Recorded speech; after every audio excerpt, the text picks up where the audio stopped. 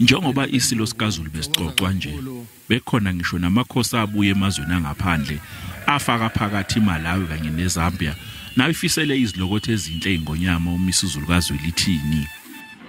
I would like to congratulate you, Your Majesty, for the wonderful event and for ascending to your rightful throne.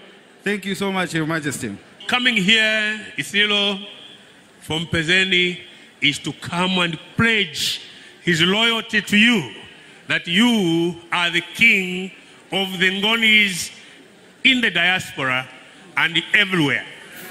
Bezikhona nezithunywa ezivele eSwatini kwele Ngonyama usobhuza okumalume weSilo. Silo semhlaba ambe imbube isithumile kuthi site kulomsebenzi isithuma inendlovukazi indlaluselwa kambe kutodumisa lomsebenzi lekubonakala ukuthi noma ngabe unemagama langanani ekudumisa kodwa lomsebenzi utidumisa wona dlalusela. Ikhuluma nezindimbane zabantu Ingonyama kaZulu ithe ukuba impumelelo kwalomsebenzi okungena kwayo esibayeni kusho lukhulu noZulu useyimbumba. Ngiyanethembisa Zulu omnyama ukuthi kusukela namhlanje uZulu uhlangene nina beSilo.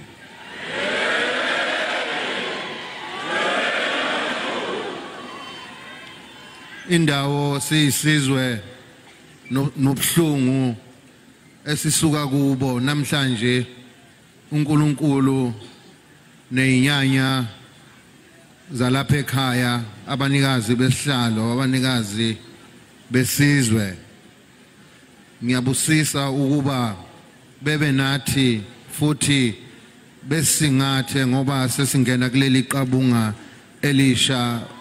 Ingonyama uMisuzulu ithi imisele ngokuhola isizwe sikaphunga nomageba ngobuqotho nakungu.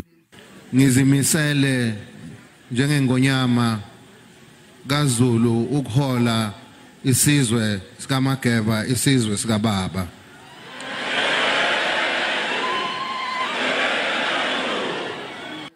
Ingonyama uMisuzulu kaZwelithini izalwa isilese sakhothama uGudulu Zwelithini kaBhekuzulu kanye nendlovukazi uMantombi Dlamini Zulu, kanti umcimbi wokugcotshwa kwakhe kulindele ukuthi ubanjelwe enkundleni yezemidlalo iMoses Mabhida eThekwini, kanti usuku lomkhosi belungakakhishwa.